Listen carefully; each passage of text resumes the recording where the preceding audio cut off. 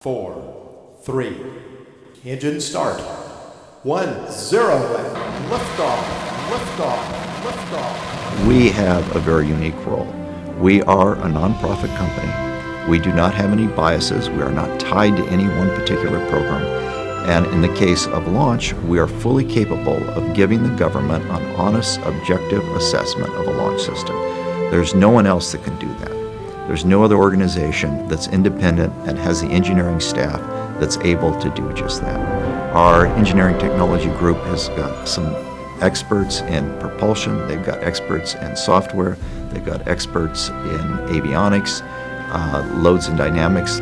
We've got PhDs, we've got people with tremendous backgrounds that are able to do all of that analysis.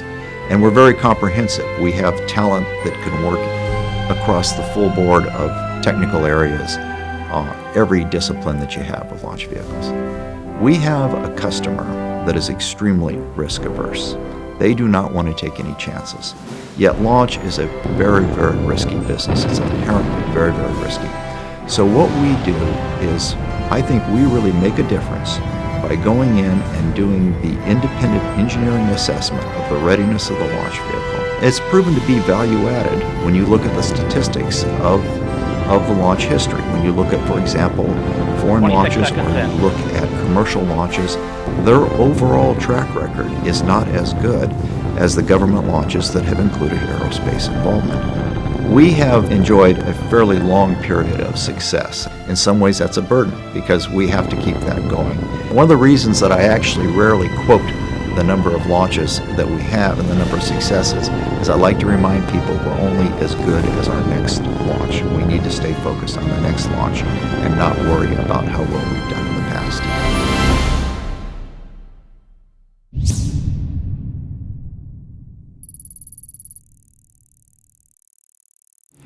We have enjoyed a fairly long period of success, and I feel that has really been no accident, recognizing that every launch is risky and the next one could be very, very risky. But a number of years ago, in the 1998-99 timeframe, we had a series of Titan failures, actually had 3 failures within a 12-month period. And as a result of that, we went in and made changes to our process. We made it more rigorous, we documented it better, we controlled it better. We've put that new process in place on Atlas V and Delta IV. Now, there's no doubt in my mind that some of the success we have seen is a result of having that rigorous process in place. Since then, we have not had a failure. And we have not had a failure on any of the Atlas Vs or the Delta IV. It's not to say we haven't had some major anomalies. We have had some major anomalies and we've had plenty of problems to work. However, we have not lost a spacecraft. We have been successful in every single one of our launches. Aerospace provides an independent verification of the complete mission. There's certainly the rocket launch, but also there's the building and manufacturing testing of the satellite.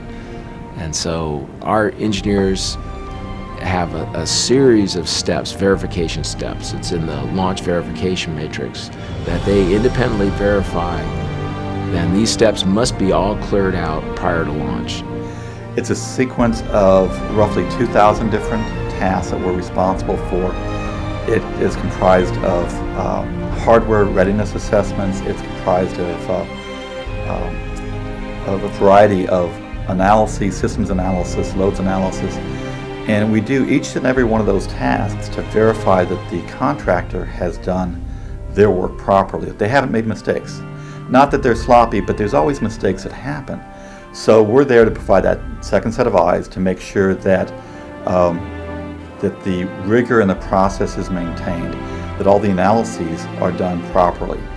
And so ultimately, as we approach the launch, we accumulate all the work that we've done, we review it with our management, and then prior to launch, we actually provide to the Air Force what's known as a launch verification letter. This is signed by the Vice President for Space Launch Operations. And it basically states all of the things that we have done for that mission, all the things we have done from the perspective of the design of the launch vehicle. And we're basically putting our name on the line saying that we are committed to the success of this launch and we have done what is necessary to resolve the risks associated with that mission.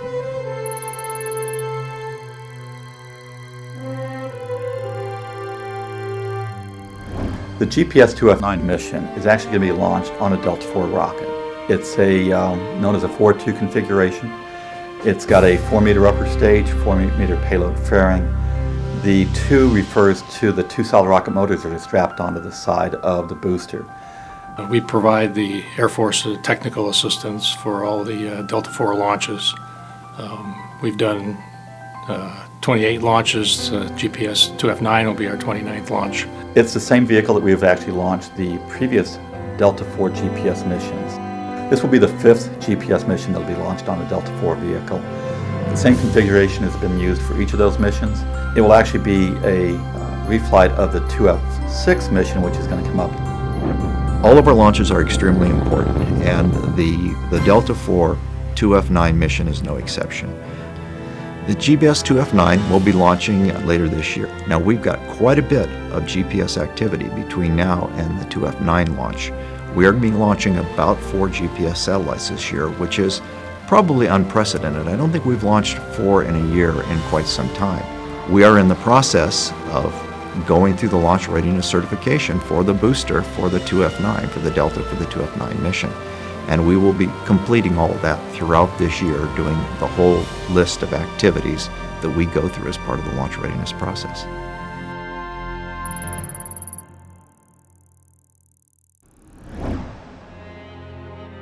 GPS is the Global Positioning System, which is a very simple concept, but very, very difficult to actually implement in its greatest detail.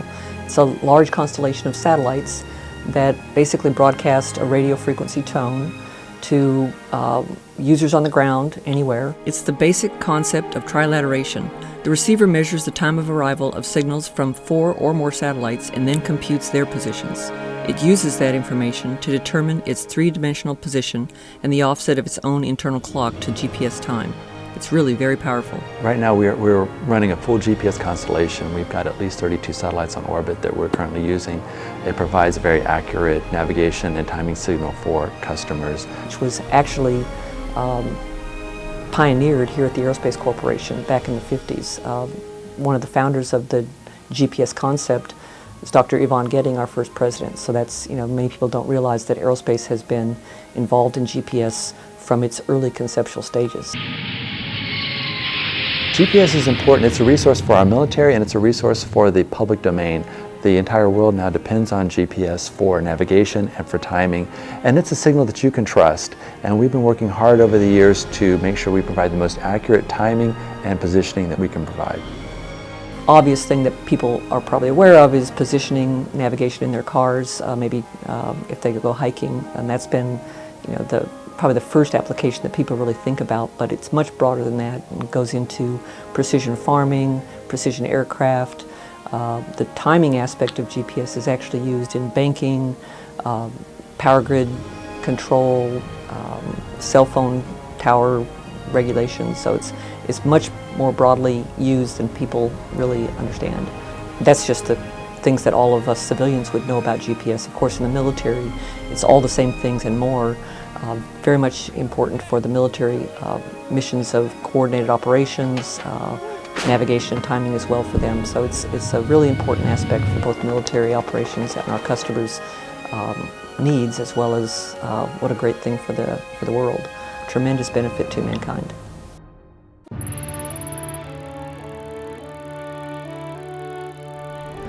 Aerospace is involved in every mission from the very beginning, the inception of the mission, all the way through the launch, and actually included in the post-flight evaluation of that launch.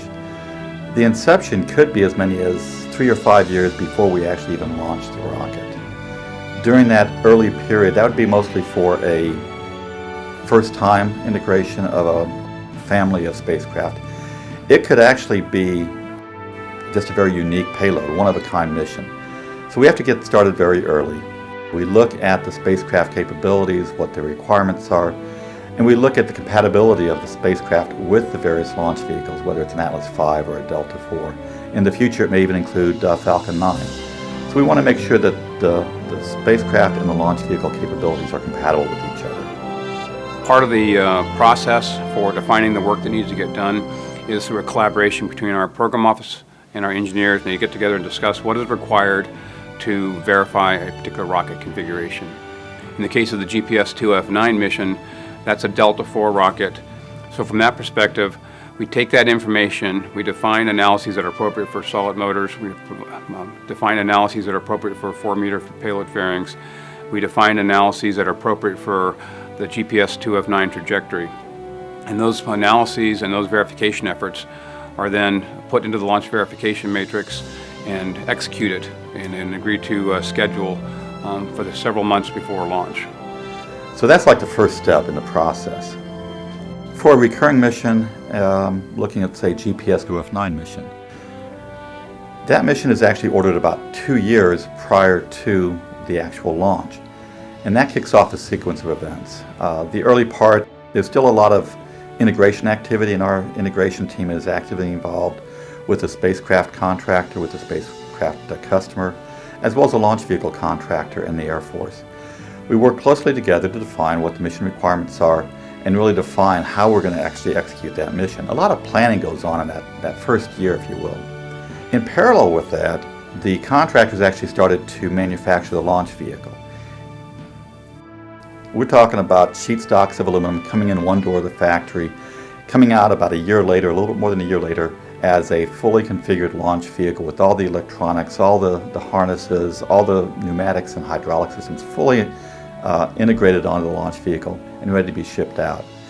We've got a team of people, it's only 3 people, but they're at Decatur at the manufacturing site, and they're actually monitoring the flow of each of those launch vehicles. There's generally about 14 launch vehicles at any given time at the factory, and our team is down there to monitor each of those vehicles being processed. They work with the customer to make sure that they're aware of what the status is. It's more important that they are working with the contract with United Launch Alliance. They're helping to resolve any issues that occur while the vehicles are being processed and making sure that when it comes out of the factory, you've got a good, sound rocket. They also have the ability to reach back here to El Segundo, to our technical team.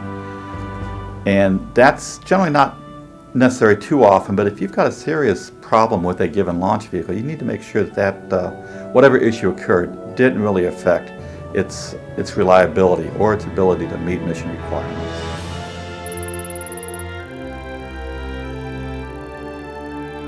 About a year prior to launch, we actually conduct what's known as the Integrated Mission Review, the IMR, the first one. And that really sets the stage for the mission. The contractor goes through the preliminary mission design, goes through all of the mission unique requirements that we have to satisfy, any specific hardware modifications that are required for that mission, and how they might affect the design of the mission or the analysis activities that we're going to be going through. In particular, for the Delta IV IIF-9 mission, we are seeing new changes in the launch vehicle hardware. In particular, the contractor is instituting a fleet standardization program and starting to cut that in on the IIF-9 mission. Often we will have observations during a post-flight review of a previous mission that will cause us to update our analyses to improve the accuracy of those analyses and make sure those get incorporated in the future missions. And that review actually kicks off the aerospace independent verification and validation activities. That's a very intense effort. We utilize our engineering group extensively during that period of time. The Vehicle Systems Division supports the program office for both launch and spacecraft. For launch programs, we will provide a significant chunk of the verification activities to support the mission assurance process within the corporation. So we will do analyses, we will support testing, we will conduct research as needed to help resolve issues and support the customers in risk assessments in their readiness verification for launches. The work that VSD does is often called independent verification and validation, or IV&V. The IV&V process is to provide an independent assessment, and that means independent from the contractor's work. The independent assessment so that we get confidence that these complex analyses are indeed being conducted as planned and being conducted correctly. We execute probably around, I'm going to say 100 different independent IV&V activities, looking at the various analyses, whether it's loads, performance modeling, propulsion system modeling, dynamics, you name it, we're involved with it in some degree.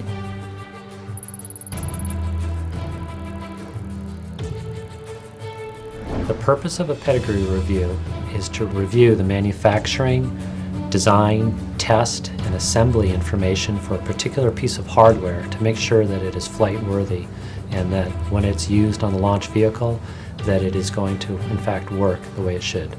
In the Engineering Applications Department, we have 3D printers that we use to build conceptual models. We're able to bring those concepts to life in a 3D model, something that the engineers can hold physically in their presentations. They can point out anomaly investigation areas. They can talk about their new design concepts.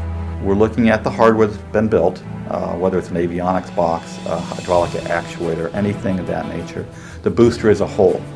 We'll conduct a pedigree review. We'll look at the build paper and make sure that it meets the mission requirements. Do we look at the hardware or do we look at the piece of paper? And in fact, I've brought a piece of hardware here. This is a bipropellant valve from a Delta II second stage engine.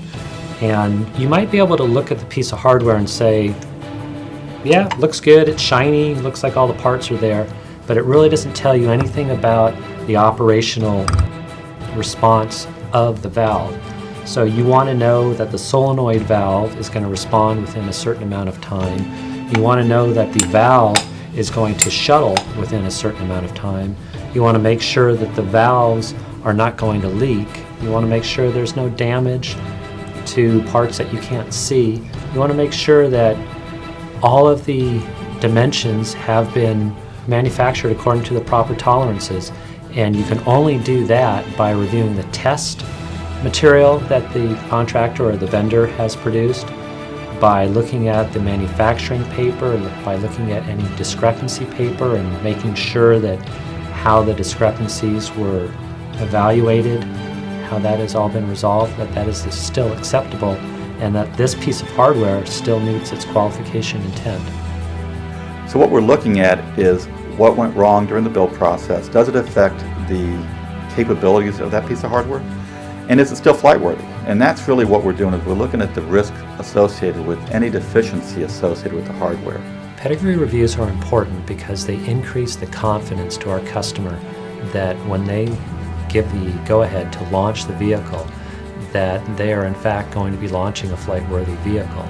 With a launch vehicle, you can't pull over and fix the problem and then keep going. It's a one-shot deal, and we review the hardware to increase the confidence that it's going to work.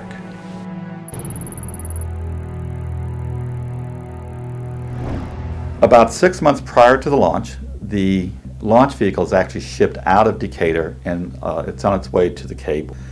Once it's received at the launch site, our launch site team is actually engaged in all the vehicle processing from that point forward for the next 6 months. The Eastern Range Directorate is the Eastern Launch Site for Air Force National Security Space missions. As far as our role here at the Cape in launch processing, this is the last opportunity we have to have eyes on the hardware and to engage in the hardware processing. All of the final launch process testing occurs here, and our folks here review that data and review all of the anomaly paper that is taken on a vehicle.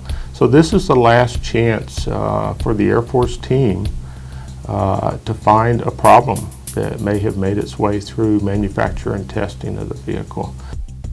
As far as the hardware processing here at the Cape, that begins when the launch vehicle hardware arrives from the factory. In the case of ULA, the hardware is coming primarily from the Decatur factory in Decatur, Alabama. That arrives here on a ship, the Delta Mariner.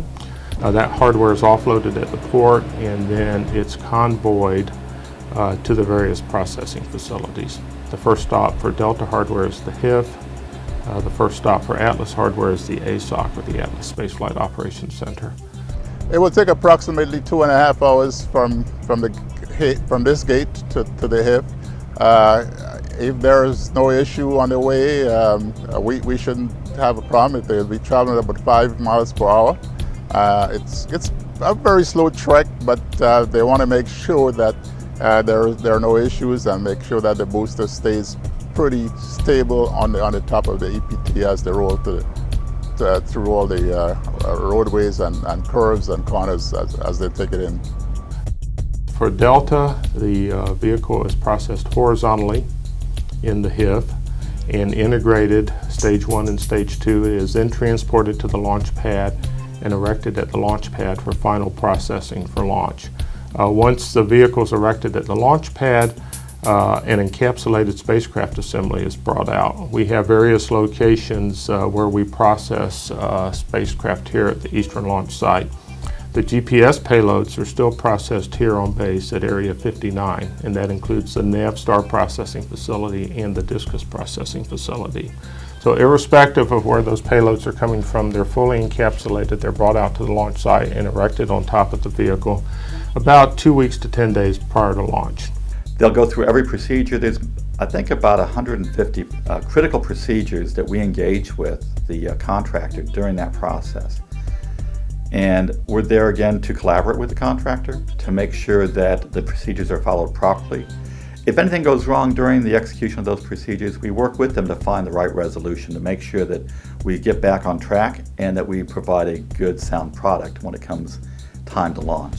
Once our requirements have been met and the vehicle is out here at the pad and we have done a lot of other closeout activities, we do the WDR, which is a wet dress rehearsal. That's a very big test. It proves that the vehicle is sound. We exercise all the vehicle hardware then. And my task in that is usually to monitor from the TSF with our Air Force crew and to make sure that all the systems are operating nominally. Okay, wet dress rehearsal is a test we like to refer to as a test like you fly, because it's the closest thing to actual launch countdown. So we use the same scripts, we use the same countdown, and the term wet means that we load the vehicle with cryogenic propellants on both first and second stage. All the helium bottles are pressurized to near 4,000 psi. And then we run the countdown all the way down to what we call the terminal count sequence rack, which is at T-minus 10 seconds. Okay, attention to the stars room. A vehicle readiness status poll will now be held on STR-1. Again, a vehicle readiness status poll for cryotanking will be held on STR-1. Structures mechanical. Ready. Thermal. Thermal ready. Ground systems. Ground systems. At that point, we get a TISR abort because we make sure that we don't have the data in it that would allow the engines to start. And that allows us to confirm all the ground systems, the vehicle, and then the databases that we use to determine whether all the parameters are in the correct characteristics to have a successful flight. Very good. That completes the readiness for cryotanking. AGO stars out.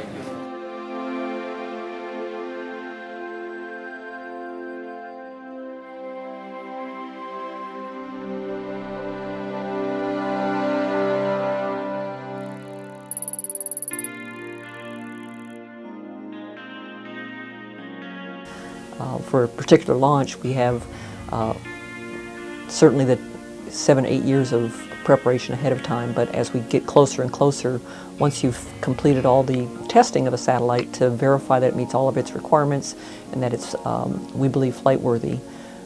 In the case of the 2F satellites, they've gone into storage, so we subsequently pull out, a satellite to be shipped to the launch site.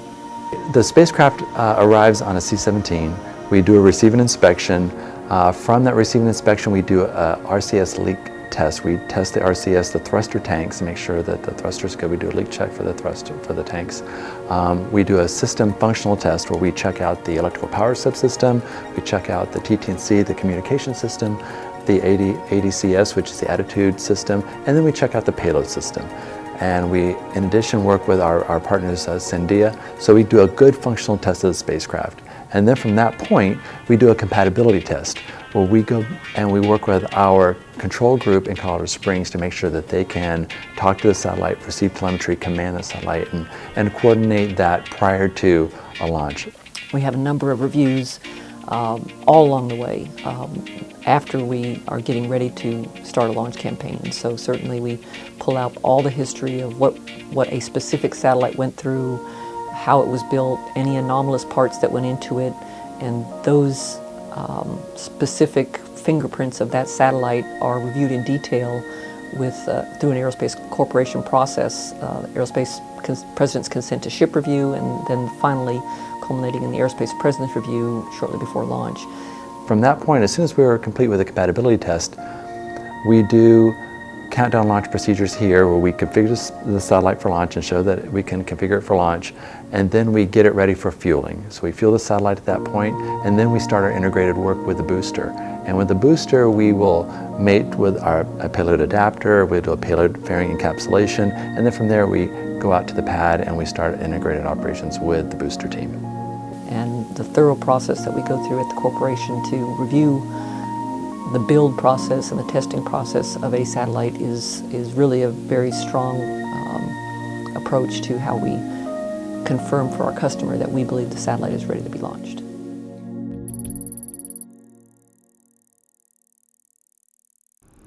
As we approach the launch itself, there's a whole series of reviews, technical reviews, readiness reviews. Aerospace starts with an aerospace readiness review to the SLO Vice President. The Aerospace Readiness Review is where our REs summarize their systems and present it to senior management as the first step in the overall readiness process for a launch. We present that to our senior management in first step in our readiness process to tell them that we've looked at the vehicle, we've assessed all the risks, here's the status of our verification process, and what our status is in readiness to go to the Aerospace President's review. That's a full day review. We look at every analysis that we've done, all the analysis we still have to do. We look at all the hardware, we look at all the work that we have done, identify all the issues, relay that to the Vice President, discuss with him why we're satisfied with the resolution of each of those issues and why we're ready to go forward with that launch. So our launch readiness process finally culminates in a letter that I write to the launch director, and it states everything that we've done and gives our final risk assessment as to whether or not the vehicle is acceptable to launch. There's a lot of other reviews that follow that. The Aerospace President's Review, that's by definition more significant. We have a very important mission that we're focused on today. As you all know, every mission is different. Today we're conducting the APR for GPS IIF-9. At that point, we provide an overview of the most significant issues, the ones that are really going to have an effect on the mission. And we present to Dr. Austin and her team what the status of the mission is, and again, what the most critical issues are, and attempt to provide her with the confidence to put her name and the company's name behind that mission. Generally, we're successful. Sometimes we have to do a go back and review a few details with her. But that's a critical gate that leads up into the Flight Readiness Review, which is the Air Force review leading up to launch, and that's at the SMC commander level. At that point, Dr. Austin will present Aerospace's view on the risks for the program, what is the risk baseline, and whether she believes both the satellite and the launch vehicle are ready to launch. If Aerospace finds a medium level risk, that can be a recommendation not to launch the satellite. This is a review that's jointly spacecraft as well as launch vehicle review. We all have to get together and demonstrate why we are ready to go forward.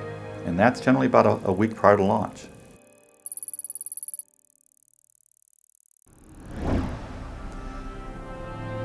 Once we've completed the Flight Readiness Review, the launch team actually deploys down to the launch site. For aerospace, that's only a handful of people, maybe half a dozen, 10 people that we actually deploy down to the launch base. We will travel out to the launch site. The contractor is still closing out the rest of his paperwork. We look at that in what we call a system certification review. After the system certification review, we have a mission dress rehearsal where we go on console one last time and make sure we have our roles and the timing down. We then have a launch readiness review for the contractor. Any final action items that are still outstanding get resolved at that review. As technical lead, I look at across the board, big picture, all of the mission assurance related items. A lot of times the focus is on non-conformances. You know, we have processing procedures, and as long as everything is followed to the letter, the testing does verify you have a good vehicle ready to fly. We undergo the final integrated checks of the payload and launch vehicle integrated stack. Go through the launch readiness review, which is the Space Wing's final review the day before launch. And that's when all of the organizations indicate their readiness to actually launch that vehicle.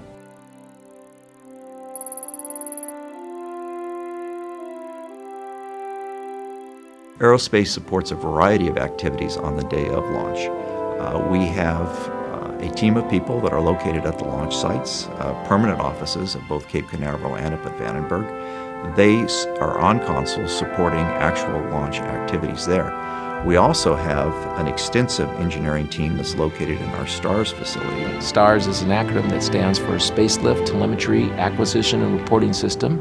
This is Aerospace's launch support facility. This is where our engineers come to support a launch, and that entails them coming in here and evaluating the health of the vehicle during the countdown. And if their system checks out during this countdown, we'll have a launch. STARS has been in this business for a long time. We've supported over 300 launches, and during that time we've collected a very comprehensive set of lessons learned. And this is both on pre-flight and launch problems that we've encountered. And so these lessons learned are rolled back into the missions we're supporting. We don't want to repeat mistakes. Also, we've amassed a large collection of rocket data. And this rocket data is key for our engineers. This is what we use to determine, they're used as a reference to determine whether the data that we're looking at right now is nominal within family of previous seen flight data. They're getting the real-time telemetry from the rocket. They know what's going on in the processing. They're following the count. They have audio feed. They know what's being said on the nets at all the launch sites. The engineers will start coming in about 8 hours prior to the planned liftoff. We provide the Air Force technical assistance. Essentially, they are the risk acceptors. We provide them all the information that they need to determine that they have a acceptable rocket to proceed into the count. We mirror our Air Force counterparts, starting with our general manager, who sits with the mission director and the senior LR individual that's managing the launch vehicle. We have our principal engineer, who sits with the Air Force chief engineer. They're active in the anomaly process for anything that's either anomalous or out of family, and help the contractor determine an acceptable resolution for that. So the advantage of having the Air Force and the aerospace sit together is that we really have two different roles. There's an inherent government role that the Air Force officer is fulfilling, but he doesn't have the technical experience and the insight and the depth of knowledge that his aerospace counterpart does. So they very much rely on each other, but serve different functions. And at that point, they're evaluating the health of the rocket during launch preparation. This is during the ground. Additionally, then part of the preparation is the fueling of the propellants, which takes hours. And a lot of these propellants are cryogenic, very cold temperatures, so we need to retest a lot of those same tests we did prior to fueling to ensure they were not degraded due to these cold temperatures. They get the weather data, they get all of the telemetry, and they can give an engineering assessment as we proceed through the count. We are conducting several analyses up until the last minute of launch. And those analyses include day of launch winds processes. They include flight telemetry verifications in our STARS room. They include looking at the flight software upload to make sure it's being uploaded properly. Another activity Aerospace provides direct support on day of launch is what's called the COLA process, or collision avoidance process. Aerospace will conduct a set of analyses based on the catalog of objects that are out there in space. One of the things we want to do is we want to make sure our upper stage and our spacecraft are not going to be in a potential collision path with orbital debris or operating satellites. And then, of course, they follow the mission once it's launched, real time, once again, getting the telemetry, and are able to give a quick look post-flight review within an hour or so after the launch. During the day of launch, it's the absolute last opportunity to catch a problem.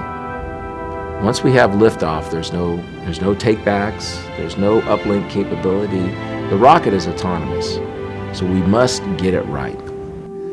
We're working through each of the launch procedures, each of the steps in the launch procedure with the contractor. Obviously, they're the hands-on people, but we're monitoring it, we're reviewing it, and as problems come up during the day, because nothing's perfect, so there's always a couple issues along the way, we work through the resolution of those issues to make sure that the launch vehicle is not affected by a misstep or a problem along the way. We do that in real time and provide an assessment to the mission director multiple times during the count.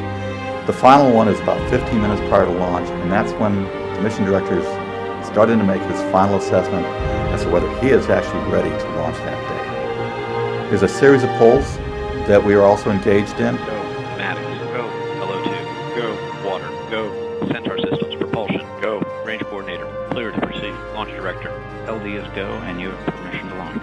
Proceeding with the count.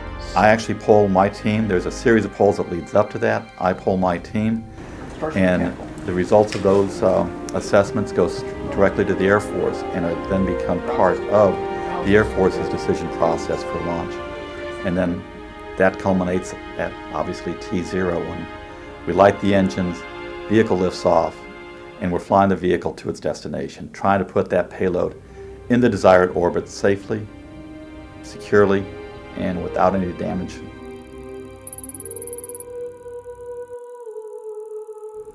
Right around T-4 minutes, we go into what we call a terminal count. And this is part of the count that's pretty autonomous. It's going to run its course. If there are any alarms due to any out-of-family observations, it will shut down automatically. But really at that point, it's crucial that the systems are behaving nominally before we go into that terminal count. As T0 approaches, everything starts to calm down. And when you get into the final T-4 count, T-4 minutes, everything gets very quiet. Typically there's no conversation allowed except for very technical conversation that is required. It gets very quiet and people kind of start tensing up a little bit. I start tensing up. Viewing a rocket launch is extremely exciting. You're there on console, you've done your work, and now you're waiting for T0. LD, launch vehicles ready to launch. MD, you have permission to launch. Proceeding with the count. 9, 8, 7, 6, 5, 4, 3, 2. We have ignition of the RS-68 engine, and we have liftoff of the United Launch Alliance Delta IV rocket carrying the 9th GPS IIF satellite for the United States Air Force. And you get to the point that the engines light up. You see this ball of fire coming out of the engines, coming out of the launch duct, and that's just a dramatic amount of energy coming out of this launch vehicle. You can hear the rumble of the engines. You can feel the power of these engines. You're sitting in the launch control center or the launch ops center, and as the rocket lifts off, the windows start to shake, the lights start to rattle. You can feel that power, and it is just very, very exciting. I can't tell you how exciting it is. And then, of course, the actual launch itself is fantastic. You really hear the rumble and everything as the vehicle takes off. And through liftoff, holding your breath a little bit, hoping things are going to go well. Watching that rocket fly away, monitoring the rocket to make sure everything's going well, you're kind of in a limbo state because you can't do anything at that point. You're just watching the rocket fly away.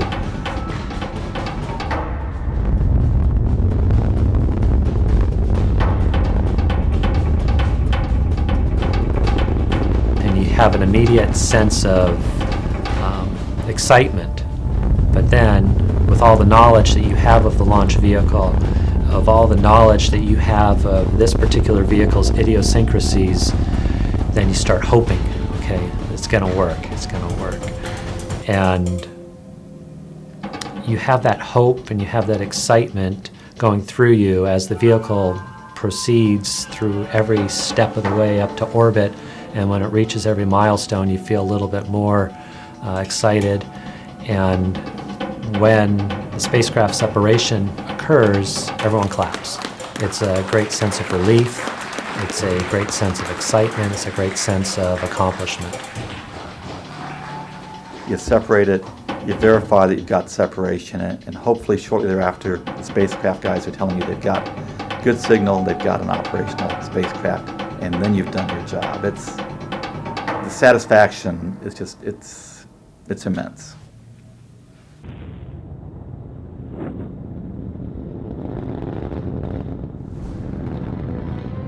Launch is loaded with adrenaline and intensity. The intensity builds up throughout the process as you approach the launch, because you're getting closer.